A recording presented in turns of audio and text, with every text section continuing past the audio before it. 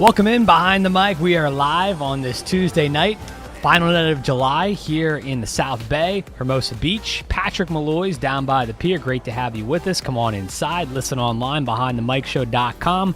Also available on the Behind the Mic app. Check out our podcast on iHeartRadio. We are now officially just 1 week away from our debut on Talk Radio 790 KABC here in LA. Next Monday night, yours truly, along with Keith Jackson, we'll be talking with Tim Brown, our first guest next week. We are beyond pumped for that one. It's going to be a blast, to say the least, Keith. Yeah, it definitely is. Definitely. I'm really anxious to hear what he has to say about just, in general, players that are out there, to his old Raiders team, to the Hall of Fame. I mean, there's so many topics we could talk about with him. And I know he can go on and on. So I'm excited, and everybody out there should be as well. That's next week, our big debut on KABC, 790 AM locally here in LA, Behind the Mic with special guest Tim Brown. For tonight's show, we're going to get into LeBron James in just a second. His I Promise school opening yesterday in Akron, Ohio, making big news. The NBA partnering up today with MGM Resorts. We'll talk about that in just a bit. And the second half of tonight's show, we'll check in with Vincent Page from FansidedHalosHangout.com, get his thoughts on today's Major League Baseball trade deadline. Everything went down. The moves for the Dodgers and the Angels, their competition in respective leagues. We'll get all those thoughts from Vincent there coming up just past 7:30. So that's what's going on tonight. We will begin, though, with LeBron James and his I Promise school opening yesterday in Akron, Ohio. This is something that a lot of players have done recently. David Robinson comes to mind, Keith. I learned earlier today that the Admiral has more than 10 schools currently opened in the Texas, San Antonio area and is looking to even double that over the course of the years to come. And a lot of other players have done the same as well. But for whatever reason, because it is LeBron James and he now is in the biggest media market he's ever been in his entire career out here in LA, obviously, that makes the big news. But it's really nothing short of incredible for any guy. I don't care who it is, if you're one of the all-time greats like LeBron or if you're someone who comes off the bench, to do something like this, to give back to the community. There really is no form of higher appreciation than doing something like this, I think. And obviously LeBron is creating opportunities for young kids, similar to opportunities that he had when he was their age, for example. And these types of opportunities were given to him. He was put on the right path, and many people would argue, obviously, he's been very, very successful since, both on and off the basketball court. So this is, it's really impressive, and it deserves to be obviously praised a lot. But again, a lot of other guys have done this as well, but the reason it's getting the big hype is because it's LeBron. Yeah, but, you know, there's a lot of guys, like you said, that out there that does a lot for the community. We have recently had DeLeon Wright on before, and he had talked about the things he has done for the community. DeLon Wright. DeLon Wright, yes. I keep messing up. But DeLon Wright on, and he had talked about what he's done in the community. We know Damian Lillard does a lot of stuff for the community. But in this case, LeBron James, look, whatever he talks about, he does. He preaches certain things, and he follows up and he does it. And it's great to see. I'm a fan of LeBron James in the aspect of that what he does for his community, the things he speaks up for. He really does speak up and utilizes his platform for something more in a positive way than a negative way. And it's great to see that him and his LeBron James Family Foundation partnered up with the Akron public school system and actually created this school called I Promise. And what the benefit of going to this school, which is great, is what I liked out of all of it was, yes, it gives all the kids opportunity, but it motivates students out there to graduate, and they're filtering them to get a free education at the University of Akron. So they're trying to keep the students in the city of Akron, which is great to see. And I just hope that a lot of kids out there in Ohio, they take advantage of this situation, because it's just great to see what he's doing, and he's just going to do a lot more in many other places as well. So just really praise to LeBron James and his team for what they're doing right now, and just giving these kids another outlet of where to go, because these days there are a lot of kids out here, and I'm just because I'm in LA, but there's a lot of kids out here in LA, Brad, that don't get these opportunities. I know for once, my family, they work with unprivileged, with kids that have mental health issues and things like that. And there's kids in the city of Watts that are literally 4 or 5 miles from here who've never seen the beach before, and they're like 13 years old. That's amazing. And that's just amazing, and it's flawed. Never been to the mall before, and if I've witnessed that and I've seen it, and so it's great to see these athletes like LeBron James give these kids an outlet, because if they don't give them an outlet, the streets are going to take over them, and we don't want that. So I'm really happy to see that LeBron is what he's doing in the communities, and a lot of athletes who are just starting to get into that mode and be able to do things like that. And I'm not saying just athletes too. Anybody who's out there if you don't even have a lot of money, but if you can do something that can really help society and help these kids, do it, because it's gonna go a long way. The school will start with 240 at-risk children, 3rd and 4th graders, with plans to expand to over 1,000 students at some point here coming up in the near future. In addition to an extensive infrastructure, obviously what they're creating there, it means to support the students, kids, and the I Promise program will also have a chance to earn a full scholarship through the LeBron James Family Foundation to the University of Akron, like we were talking about off the air, Keith, before tonight's show. That's huge. Yeah. That's huge, and no one really can say they're doing something exactly like that right now. And for all criticisms that LeBron Stu takes in this day and age, whether it be on the court or off the court sometimes, you can't criticize this however you try and slice it. There's nothing to criticize here. This is just something that's truly special and you don't see all the time. And it obviously will make a lasting impact. I think really the bottom line, Keith, when players try and give back to the community, it's never in their minds to try and make an impact to, the whole world, sort of say.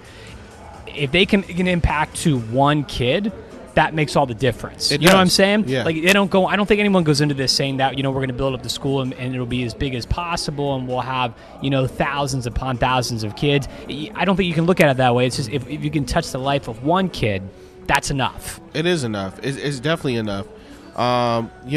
It's great to see because kids look up to athletes. That's just the number one thing. It's crazy. Some kids look up to athletes more than they look up to their parents. Why? Because it's an outlet. They want that lifestyle. So these athletes out here are huge role models and they don't even know it, and sometimes. So it's just great to see. And look, like I said, sometimes it's not athletes. Maybe it's an actor, maybe it's an engineer, maybe it's one of us, Sure.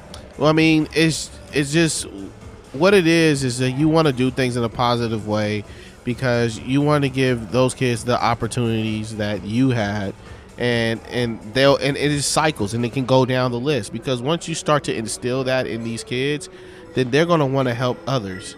When you stop instilling stuff and positive things into kids, then negative things happen, and they don't have no type of outlet. And that's what you see from some of these kids around just in this area as well, with all over.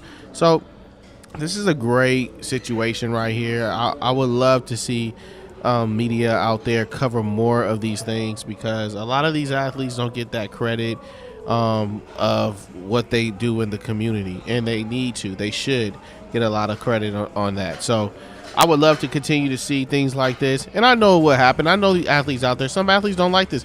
LeBron James didn't want media attention. It's just because it's just the figure that he is. He's going to get that media attention. There's a lot of other things he's done that people don't know about, so it's great to see. It's great to see that this happens, and I love it.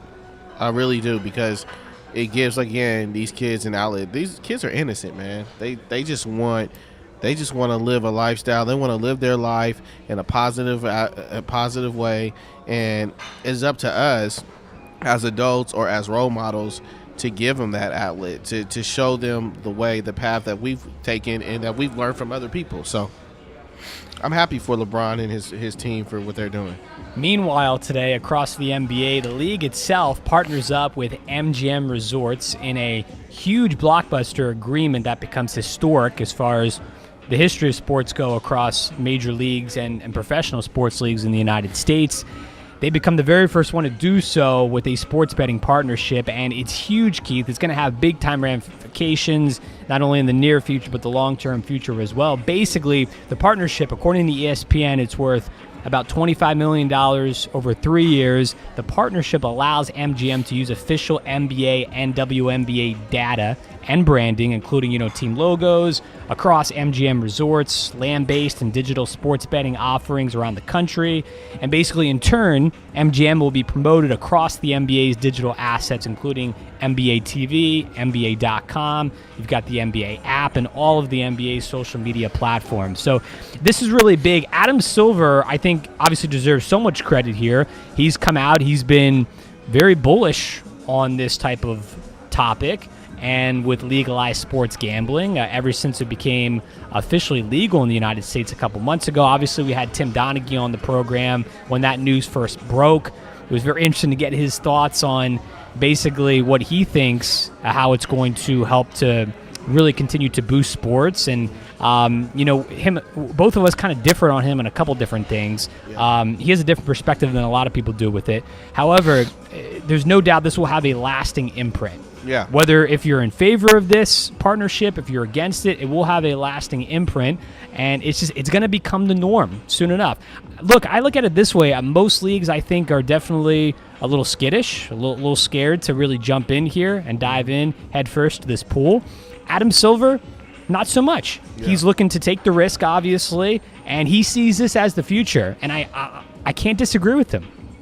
Well, you know what? I look at it like, man, MGM strikes again. I mean, don't they get everything? I mean, as many casinos and places out there are in Las Vegas. It's a trip how the MGM gets in, and they kind of like they get all the fights. From even T-Mobile Center is right there, but now T-Mobile Center gets them, but they get all the fights. Yes, and it's like, how does those other hotels out there feel? Like they're like, man, we can't win for losing any time. It's like amazing. The MGM gets everything. But on this topic, I think it's great for the NBA. I think MGM is great for them. I mean, they're going to get what I understand from the details is their official stats. Yes. Every single thing, the official stats from the line, the line, all that stuff. They're going to have it all, and it's going to be a legit site. It's great to have for the sport fans out there, and it's just another, I don't know, there's going to be other sporting sites, of course, out there that people go to, they're comfortable with. But what makes this more legit is that it's partnered up with the NBA. They're going to stick that NBA logo on Absolutely. there. And everywhere. That's what's going to make it more legit and make people just draw over to them. There's really more than other ones. Absolutely. There's really full transparency here, I think, on both ends, whether it be the NBA and all the access they're going to allow MGM to. And then on the flip side, obviously, MGM is getting full transparency. They're giving full transparency to the NBA and allowing them, obviously, to really promote sports gambling and where it's currently at, maybe where it's going in the near future. I don't think it's going to take very long I'm just waiting for kind of like that shoe to drop where we see this great technology that comes out. Some entrepreneur somewhere across the country or maybe internationally comes out and we all kind of have these ideas and visions that are ahead with how some of this stuff is going to look like. For example, at different arenas, a little kiosk where you can place a little sports wager before, during the game, or however that's going to go. I'm just waiting for something truly revolutionary to come out. One of these inventors, like I said, something, because it's probably not, it's going to be ultimately something different as far as something like that goes with the kiosk inside the arenas and at the stadiums. They're going to eventually do that. It's getting to that now. It's going to get to that. When you have partners up like that, when you have the MGM partnering up with the NBA for betting, you better believe there's going to be something in every sports arena of like a kiosk or something that's betting. I can see it happening even if it's not this year mid-season, for sure. Yeah, I can see it like they have the concession stands. Yeah, having a small little area where it's like the same type of thing with concession stands, but it's betting. Why not? I mean, it's a way for the NBA. It's a way for, again, MGM, Las Vegas, to make money. Absolutely. And that's what it is. That's what it's about. And again, the NBA is ahead of this. The NFL is, I think, maybe coming around at some point to it, but they're obviously not there. The NHL is kind of there in the sense of they have a professional hockey team in Vegas with the Golden Knights, Yes. but whether the front office, the commissioner's office, actually chooses to partner up with a brand maybe similar to MGM or comes out and, is in favor of a type of partnership that promotes sports gambling. We're just not seeing it yet with any of these other professional sports leagues. And forget about Major League Baseball. They're always slow to everything, Keith. I mean, look no further than instant replay and how long it took to get there. So I don't anticipate the MLB to really latch on to what the NBA is doing in their own right. I think the Major League Baseball will probably be a ways away until they get to this same status as well. But the NBA has been revolutionary over the years, whether it be under David Stern as commissioner. Now you're seeing similar trailblazing in themselves, what they're doing now with Adam Silver at the helm. So this is going to be fun. And like I said, yeah, we could definitely picture the kiosk, but I think there's even going to be something else that we can't even think of yet. You know what I mean? We can't even visualize. Someone's going to come out with something that continues to this thing's already going to be blown up huge, but they're going to even make it even bigger, I think. Stuff that we can't even visualize yet. I think that's in store here, not too long. But the big thing is are we going to see another? We know the Raiders are coming to Vegas, but are we going to see maybe? Probably not a baseball team because it's too hot. Unless like a soccer team. Yeah, maybe a soccer team, something like that. I can see it. I can see it happening. MLS soccer team going to Vegas. I mean, do they have one? They don't have one yet, but I can see it happening. I mean, that city's growing. Look, I just got back from work. I worked out in Vegas this past weekend, and Keith Jackson freshly back from Sin City. and I was at the Delano, which is basically connected to the Mandalay Bay and Luxor, and I was actually where I was staying. You can see the stadium right there, literally from where the Delano Hotel is. Right across the freeway is the stadium. They're building it, and they're building it fast. Is it? And I was like, wow, the money that the Mandalay Bay, Delano, Luxor will make off of that. I mean, I'm sure they're going to try to work something out with the NFL or MGM's right there. And MGM's is right across the way, too. But the money that they're going to make, because it's right off the strip, I mean, it's right there off the strip. You can't miss it. It's going to be insane. It really is. So I can definitely see that. And look, what you can do with the Raider Stadium is also what they do is play soccer. They can play a soccer field there. They definitely don't need to build a soccer stadium. They can use the stadium as a soccer field. Yeah. You know, so I can definitely see something like that happening. They're bringing all kind of sports there, and on top of that, Las Vegas is the place where you do a lot of sports betting. They're huge on that. It's huge there. So there's nowhere else is bigger in the world, I believe. And so, you know, it's going to be. I can see a soccer team coming there. They're just building that city up, man. You know, you got the Vegas football team, like you said. The Vegas Raiders are coming over there, and then you're gonna have a Vegas. I'm sure they're gonna have a Vegas soccer team, and it's due time. We may see a baseball team in due time. Could be. They could always put one of those retractable roofs on top, like they've done with so many baseball stadiums now, and. Who knows? Maybe be a dome. It'll definitely probably be a dome because it gets so hot out there. I know that's what I'm saying. NBA team. You could absolutely have an NBA team that they can play at the T-Mobile Arena. I could see that happening at some point. Like you said, it is a growing area and growing very quickly in the sports scene at this current point in time. So this is fun. This is going to be really, really fun. This may be what we've talked about recently. I mean, there's so many like big-time hot-button topics going on right now outside of off the field, whether it be off the football field or off the basketball court, you know what I mean? Like off the playing surface right now across the four major sports. There's a lot of storylines going on, but this one might be one of the biggest right now is the legalization of sports gambling and where it's heading here coming up into the near future. Well, it definitely is because what such a negative hit it took a couple years ago with Tim Donaghy. Yeah. And you know, people thought betting is bad. Is it really bad? And that it does. It takes if you see it, it takes a negative hit and all over the place. From you see it in movies, you see it in everywhere. People who have gambling problems, people who, you know, that type of thing. How you can get yourself in debt doing gambling if you're not responsible. And so, in a way, I look at it like this: it's legal now. NBA is partnered up. It does for those people who gamble all the time. It does put it at a high risk, but for somebody who's doing something socially or just want to dabble in it, I think it just makes more of the game more exciting. Because if you look at it, Brad, think about it. People who bet right now, they bet on like overseas teams to play overseas, or baseball teams or basketball teams, so to speak. The game may be boring, but you're gonna watch it if it's just like if you're trying to cover a spread or something like that, and then you're gonna win some money. You're gonna watch it. It's gonna make you tune in. It's gonna get you excited. So could you imagine going to a Golden State Laker game, or a Golden State versus a Boston Celtic game next year, and betting on that type of game right there? And I can see it now. I can see. If you would ask me people 5 years ago, I'd be like, "There's no chance that's happening." Yeah. In a long time. Yeah. Let alone just a couple years down the road. You know what I mean? Like, it's how fast it's come together here is the most astonishing thing. Because who would have thought it? I mean, just go back to 2013, 2014. I mean, this is not that long ago.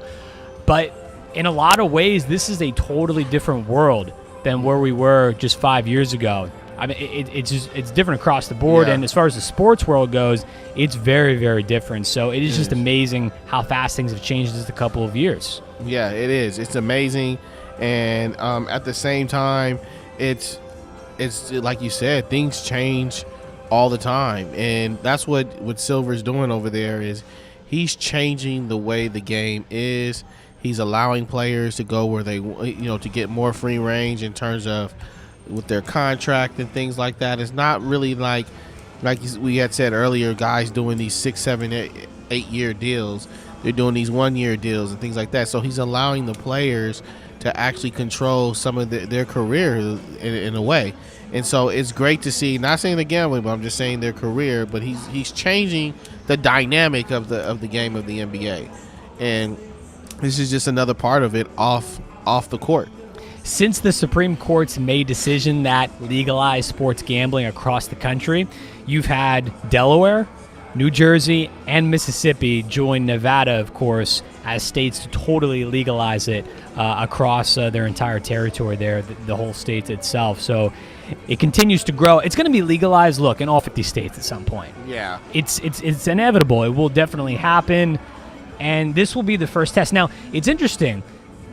I wouldn't be surprised, Keith, that we're obviously going to see it implemented in small bits in some of these major professional sports leagues and teams coming up. You could say you could see it even happening as soon as this season, maybe this upcoming football season, upcoming basketball season, and so on. How about this one, though?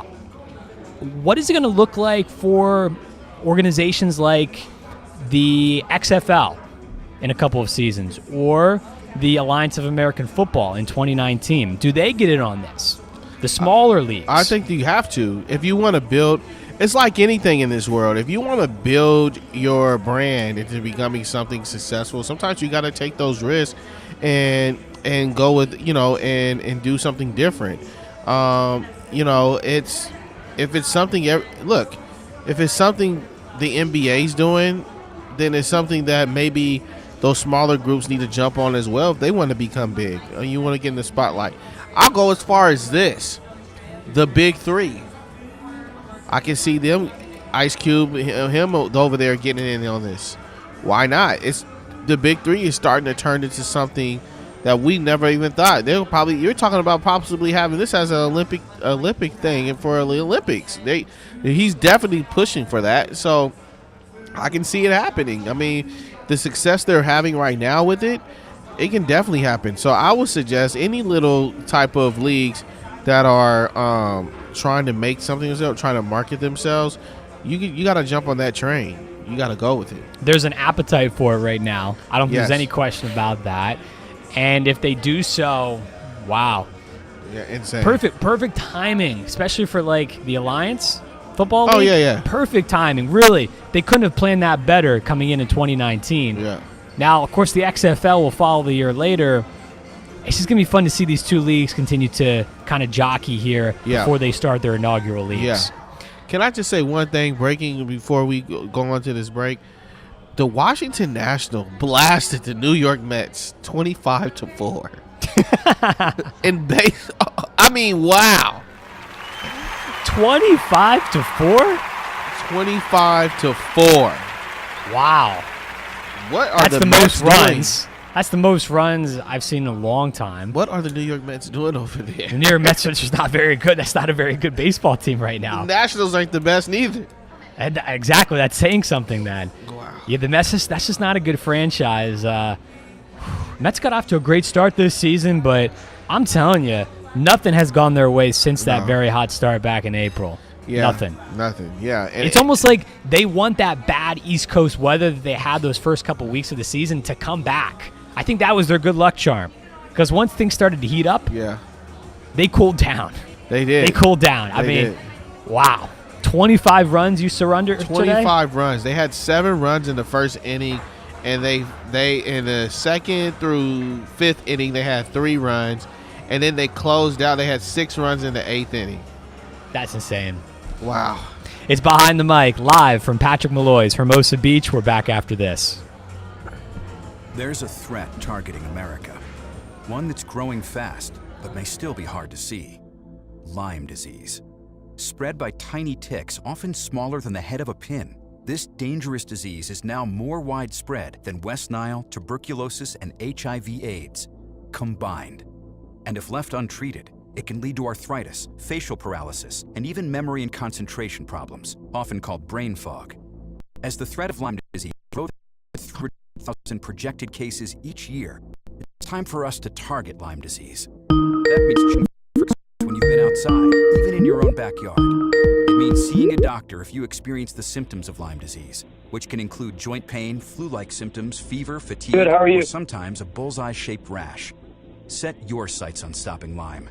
Learn how you can target Lyme disease at targetlyme.org. Hey, my man. Brought to you by the Stephen and Alexandra Cohen Foundation and this station. Every 17 minutes, Make-A-Wish makes the impossible possible. They tame dragons. They bring Saturn to Earth. They help superheroes save entire cities. They even make unicorns fly. All to give children the strength they need to fight their critical illnesses. Every wish takes muscle. Help us make sure every wish comes true. Join us at wish.org. We will never fully understand what we've asked of our military service members or their families, asking them to put themselves in harm's way, to endure it all. But we do understand that it's our turn, our duty, to keep them secure for the rest of their lives. Wounded Warrior Project long-term support programs help our most severely ill or injured veterans live independently, at no cost for life, so that they might stand at ease. Join us at findwwp.org. Hi, I'm Danica Patrick and proud aunt. Watching my nieces grow, play, and learn is amazing, but not every child gets to be carefree. 1 in 6 kids in the U.S. are hungry. 1 in 6. That little girl sitting alone at the playground, she can't play like the other kids. She doesn't have the energy because she's hungry. School lunch will be her only meal today. It breaks my heart that this is the reality in our country, but it's something that Feeding America is working to change. Each year, the Feeding America network of food banks rescues billions of pounds of good food that would have gone to waste. This food is then provided to families and children in need. Being a kid should be about using your imagination, learning, and having fun. These children shouldn't have to miss out on simply being a kid because they're hungry.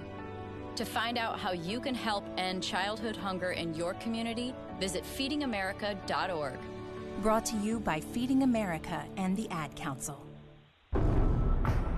Battles aren't won solely on the field.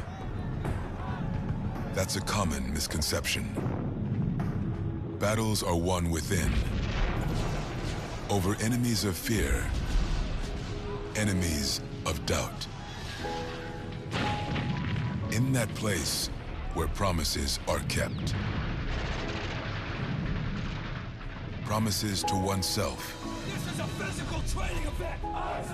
Promises to one's community. Helping people move debris out of their house. Promises to one's country. In the heart of every Marine, you'll find a promise. A promise forever kept. A promise of battles won.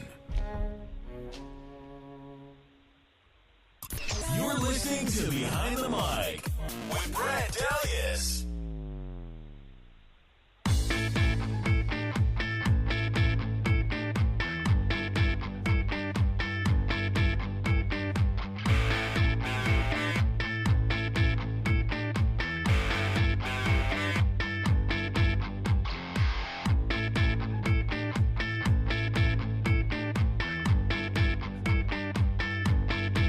Awesome.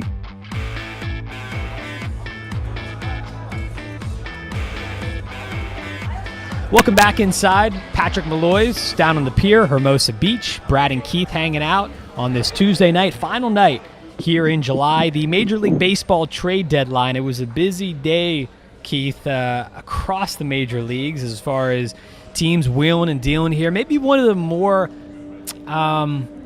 entertaining trade deadlines and more active as far as teams go that I can remember in recent memory. Had a lot of players who switched uniforms today. And to talk with us now more about that, we bring in our good friend Vincent Page from Fansided's HaloHangout.com. Vincent does a great job covering all things Angels for Fansided. Vincent, great to have you on tonight. Right off the bat, let's talk about the Halos and their big move from last night, trading, of course, Ian Kinsler to the Boston Red Sox for a couple of prospects. Your reaction to the Kinsler trade? First reaction, I was a big fan of it. Obviously, Ian Kinsler struggled a lot at the beginning of the year, but we've seen him really turn it around in the past couple months. Over the past 26 games, he's hitting over 300, slugging 469, playing a really good defense as well for the Halos. But as a lot of Angels fans have realized, they're barring a 2002 magical run, they're not going to make the playoffs this year. The Seattle Mariners are better than them. The A's are better than them. They're the fourth best team in their division. That's not going to get you in the playoffs, obviously. And so with Ian Kinsler's contract expiring after the year, for me, I was just hoping they would get anything they can. But the two prospects they did get from the Red Sox are both, in my opinion, very good bullpen pieces for possibly this season and also the future. They're controllable assets, which is something Billy Epler has put a very big emphasis on this trade season, especially with the Martin Maldonado trade as well, trading for more pitching in the minor leagues. People who are going to be able to contribute in those 2019-2020 seasons that the Angels are looking at as real seasons where they can contend. It's going to suck not having Ian Kinsler, but like I said, it's really set us up well for next year and beyond. And I think it also is because it allows David Forster to get into the lineup every single day, and it allows him to play second base, which is his natural position. And we saw how well he can play third base. He can play second base even better. And it's really nice to see him play in every single game, and then also see some other guys get a chance at third base. Hey, Vincent, this is Keith. How you doing? Hey, Vincent, you hear me? Hey, Vincent, do you hear me?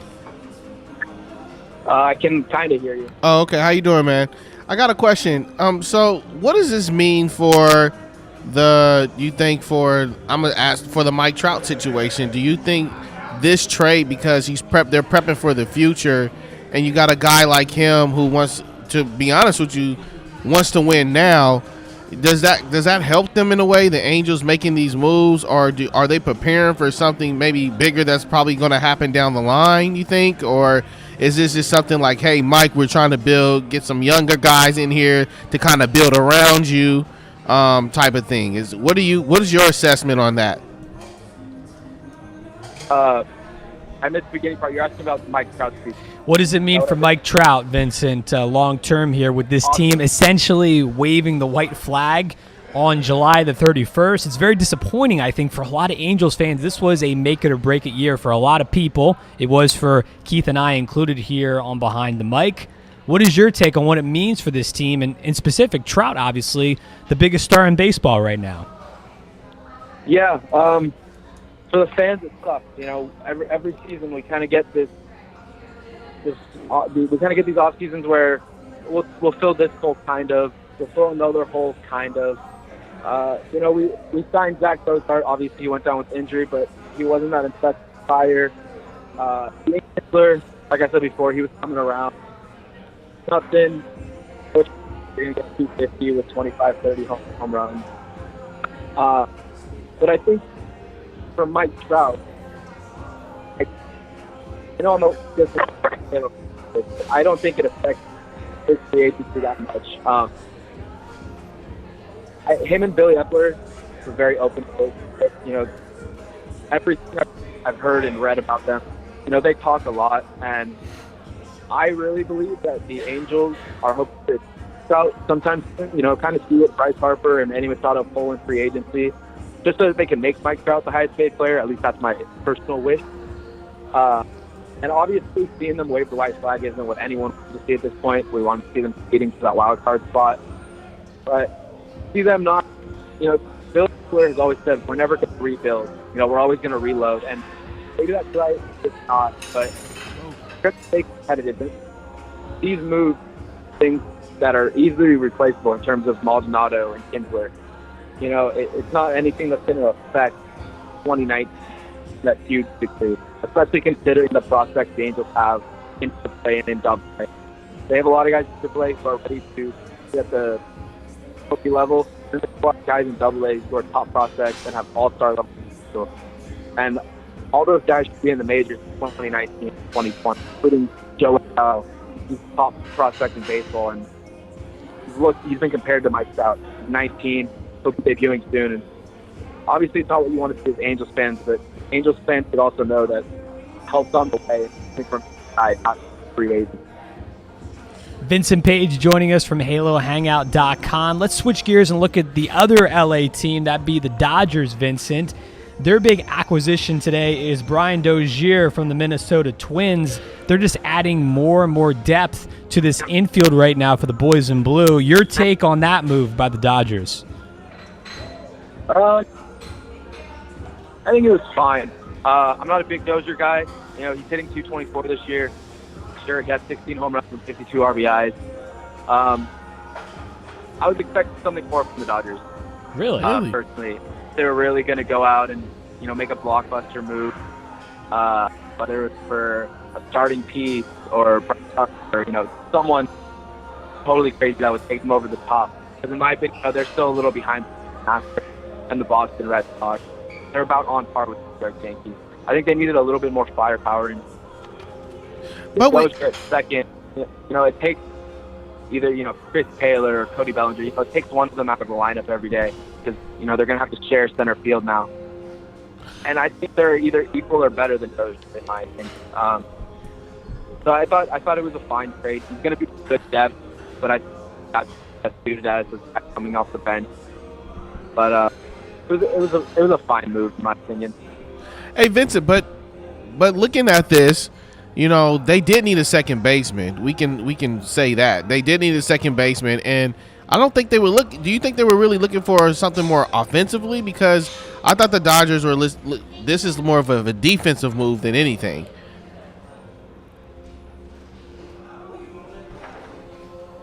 Yeah, and Dozier's a good defensive second baseman. But I don't know. I feel like in October they're going to wish they made a bigger move. That's just my gut feeling. Okay. It's interesting. I mean, obviously, yes, they probably would have liked to have more bigger moves, but they made the biggest splash of them all, obviously, in probably acquiring Manny Machado from the Baltimore Orioles, and they gave him a bunch of prospects. So I'm not sure they have much more that they were willing to give. Probably willing is the appropriate word there, down on the farm, sort of say, if you know what I mean, Vincent. So I think as a Dodger fan, I think you have to love what they've done, in my opinion. I love what they've done here over the course of the last couple of weeks to bulk up and go all in 2018. Really, they have answered the bell as far as being able to add as many guys as they possibly can. And look, obviously, this is just the non-waiver trade deadline. There's still a potential that they can still acquire a couple other players here and, in the first week or so of August. But we'll cross that bridge when we get to it. Across the National League, it's interesting. The Cubs, they acquire Cole Hamels, a veteran pitcher. Obviously, he pitched in the World Series, won a World Series with the Phillies a long time ago now, back in 2008. They probably needed some help, right, to kind of support that rotation behind Lester? Yeah, and to go back to the Dodgers real quick, when you take their entire trade deadline into consideration, when you take Machado in, and then they also traded for John Axford from the Toronto Blue Jays for a little relief help, they're the most improved team at the deadline. I don't want to sound like a Dodgers hater.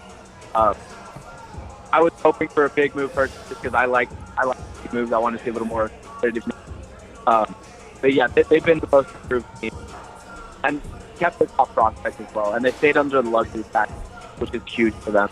But with Hamels, I think you said it right there. Yeah, the veteran guy, it's been World Series. He's proven, a lot of fun in the playoffs last year. Kershaw, Darvish is pretty. The Dodgers didn't have that playoff experience. They have that starter go out. Kershaw changed that narrative a little bit. But I think that's what the Cubs are hoping for. I'm hoping Cole Hamels can come in and just provide a spark. Maybe get back some of that magic he had back the last time he was in the playoffs. But, you look at what they did this offseason, signing Yu Darvish, that deal, Jake Arrieta, you have to think they're regretting it. And I think this is their last-ditch effort to try and stay competitive this year, give the Dodgers a run for them. Out of the trade deadline, what was your highlight move for you, Vincent? What did you think was a great move out of all these trades that happened, and at the end of the year, at the end of the deadline now, what was like to you the best trade a team has made? Dang, that's a good question. It might not be the best trade, but one that I really, really liked seeing was the Pittsburgh Pirates and Chris Archer. Obviously, Chris Archer, he's not in that upper tier of pitchers in the MLB. He's probably not even in that second. He's probably in that third tier. But, the Pirates are doing something magical. They've been one of the hottest teams in baseball. And to see them, like if you had told anyone in April or May the Pirates are going to be buyers at the deadline, they would have just laughed. And to see them go out and trade for Chris Archer, who was probably the best starting pitcher available at this point, and he has club control as well, I think that's a great story. After that, I like the Brewers. I think that gives them a little bit more versatility in their infield. Why were the Nationals shopping Bryce Harper, Vincent? That's a good question. I mean, to get something out of him, he's. So it seems like Bryce to Harper's me, the kind of guy he's going to give you. Sorry? Yeah, it seems like to me that Washington has next to no confidence at all that they're going to re-sign him this offseason. Yeah, that has to be it. If you think you have any chance of re-signing him, and, their GM came out and said, like, oh, we have complete confidence in this team. But, last I checked, the Phillies are better than them. The Braves are just as good. You have Max Scherzer and Bryce Harper. You should be away with that division now. Obviously not, but they must not be confident that they can extend him. After that home run derby, as Philly has this down, but after Bryce Harper won that home run derby in front of the home crowd, it felt like something changed. It felt like, this is somewhere I could see him playing 10 years or however long. But I think we all know the kind of guy Bryce Harper is.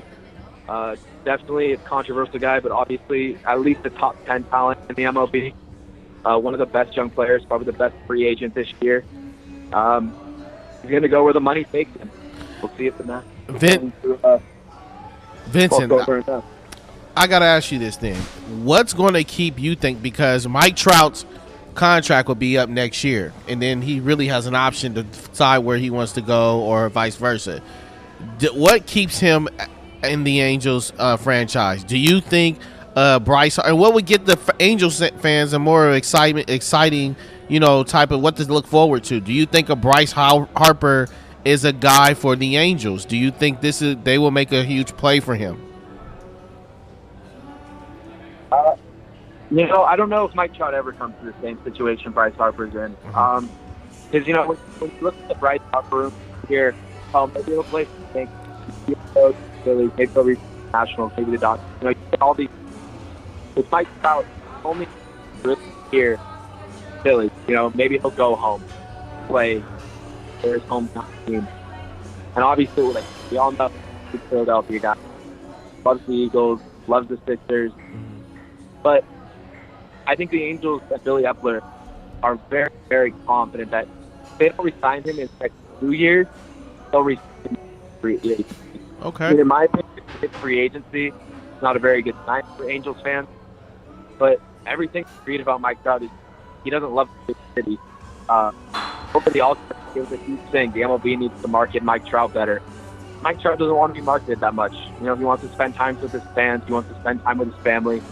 He likes to go out to a restaurant in Anaheim with his wife and not be asked for 10,000 pictures. I think Mike Trout likes Anaheim. He can get the same kind of experience in Philadelphia, but in my opinion, it's really just Anaheim and Philadelphia that has good Trout. And then a 50-50 chance. I don't think the Angels would trade Trout if they think they have a 50 chance. So do you think Bryce Harper you don't think would be a good fit alongside with Mike Trout? You don't think that would be a good fit for the Angels? That would be interesting for sure. And that'd be something. Trout, Harper, Ohtani.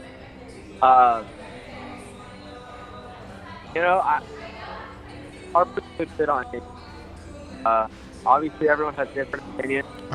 He'll give you an all-star season. He'll give you an MVP season. Then he'll go out and he'll hit 240. I think Harper could fit for Anaheim. He gets left-handed power bat.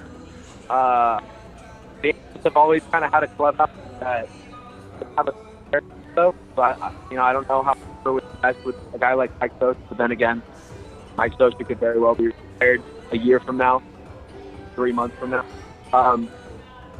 Any club just has that talent, and if you can get that focus, you can be right up there. Trout, Mookie Betts, Jay Ramirez, top players in baseball, and it'd be one fun team apart from. He's got the pulse of the Angels. Follow him on Twitter at VincentPage74. Hey, Vincent, always a pleasure, my friend. We appreciate the time. And it's, like I said, it was probably one of the more entertaining trade deadlines we've had here in recent memory, so it makes for some great stuff to talk about. Thanks, Vincent. You're always welcome on the show. Thanks, Vince. Of course. Thank you guys for having me. Congrats on the new radio station, by the way. Thank you very much. We appreciate that. Look forward to having you on. Have a good one, guys. Talk to you. There he goes once again. Vincent Page joining us here on Behind the Mic. Follow him on Twitter, like I said, at VincentPage74. Vince referencing their new move to KABC coming up next week, obviously. Don't want to miss that. 11 to midnight local time here in LA, 7:90 a.m. starting next Monday. A whole lot to pick through there, Keith. Kind of a buffet. Yeah. I'll start locally with the Angels, because why not? And, let's kind of talk about Mike Trout there. I continue to have a hard time to believe, and I've heard this argument before from people who cover teams, if not the Angels, other teams across Major League Baseball, that say that Mike Trout just doesn't want to be marketed. And, he's very much so, almost indirectly, they're saying that he's content where he's at right now. Me, thinking always of the, the competitive juices of players and teams, I'm always like, hold up. Pump the brakes a second on that one. This guy's the best player in baseball. He's probably dying to win and to be on a winner, although he's very, very loyal. I think that's definitely one of the characteristics that people think of when they think of Mike, is a loyal type of player, loyal teammate, loyal to the franchise. But he wants to win. Yes. All great players, they want to win at the end of the day. I just can't see him being content and essentially never going out and testing the free agent waters. Exactly. And he's a competitor on top of that. I mean, I don't know if I saw the special on. They had a special on, I think, this weekend, and he had talked about basically how this, when he was even younger as a baseball player, he had played at when he was like 13 years old. He was playing with 16-year-olds, and he was killing them. He wanted to be. He was that ultimate competitor. He was better than them. He wanted to be better than them, and he always wanted to win and things like that. I don't think Mike Trout is content with being with a team that's constantly don't make the postseason. I just can't see that happening. And I think it's like, let's just be quite frank here. It's like having a Kobe Bryant or LeBron James on a team that's only like a Sacramento Sacramento Kings team, and they're just content with just being with the organization. There's no way. No. That would be laughable. Baseball, Major League Baseball knows they got one of the best players next to Mickey Mantle. We can probably say that's probably next to Mickey Mantle. Can we compare him and Mickey Mantle? Wow. That's close. It's close. It's not far-fetched, though. And I'm going to say this. You want him to be in the championships. You want him to be in the postseason. I think it hurts MLB baseball when they don't have one of their best players in the MLB is not making the postseason. That's number it absolutely one. hurts. That's number one. Number two, the killer. Number two is I think he's saying I'm loyal to the fans, this and that. But you better believe he's going to test the waters when free agency comes. There is no way Mike Trout's going to stay on a team that they're continue to lose. I'm sorry. There's no way it's going to happen. Angels going to have to do something soon. They obviously have said, obviously with the moves they have made already, preparing for the future, it does not look good for a Mike Trout situation because he is not getting younger, folks. He's getting older. And what that even said is he's trying to win. So my whole thing is, look, either you need to go out when free agency comes, you need to get someone like to show this man that you want him there.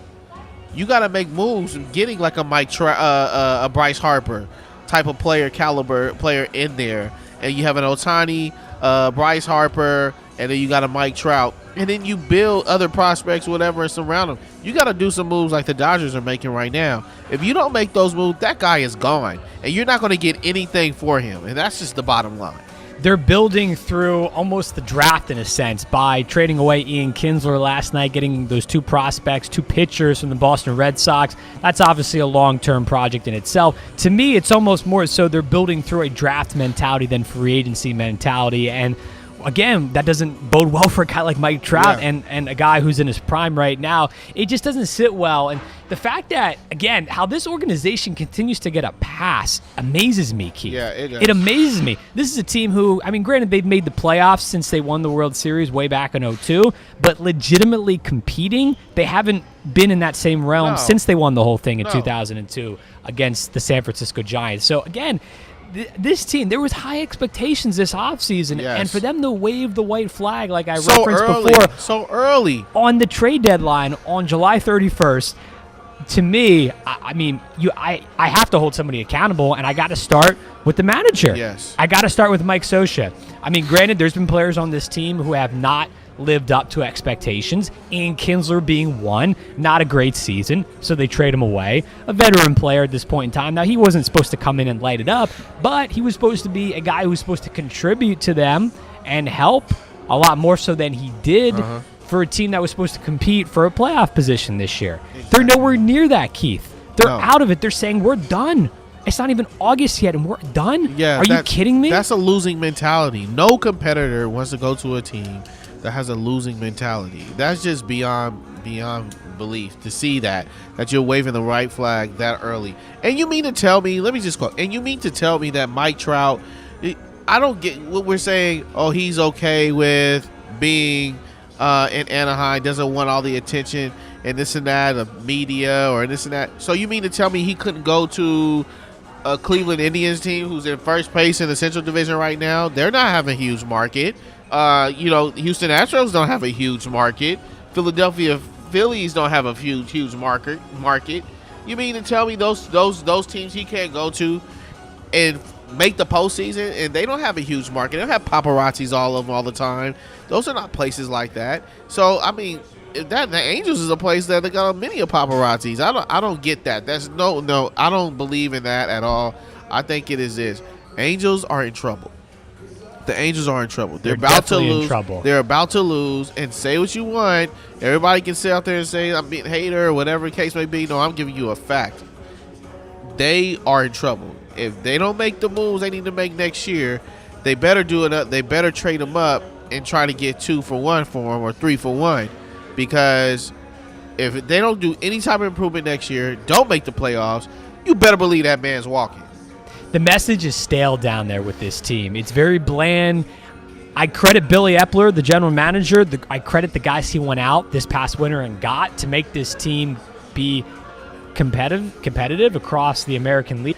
They're in a tough division, so that's one thing that's hurting them to begin with. So, again, I like the aggressiveness, what I saw out of Epler, the general manager, to field this team. But, again, I don't know what it is. There's some kind of disconnect between what's going on in the dugout and the front office. It's just not translating over. They need to mix it up. They need to change. It's been there way too long, and it's just too stale at this point in time. A change would be good. Now, the flip side is you have a Dodgers team who acquires a great player, not hitting great offensively this year, obviously. But they're not looking for that. Right, they're looking for defense, and that's the thing. I think the Dodgers are huge winners here. Yeah. I do agree with Vincent. The Pittsburgh Pirates are a team that is playing well, a surprise team in the National League, adding a right-hander pitcher like Chris Archer from Tampa Bay. He's not fantastic. He's not World Series MVP caliber, but he's a good quality pitcher. Yeah. I think that was a good pickup for them. But overall, I think the Dodgers have to be the big winners. Yeah. I mean, as far as the National League goes, I like what the Yankees did, adding a couple of pitchers themselves in the American League, but they get the big guy, Manny Machado, like I said, the blockbuster.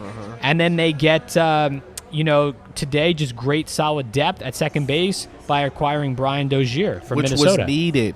We had said this in the beginning of the year that Dodgers are lacking in their second base, and they're rotating guys in the second base and midfield.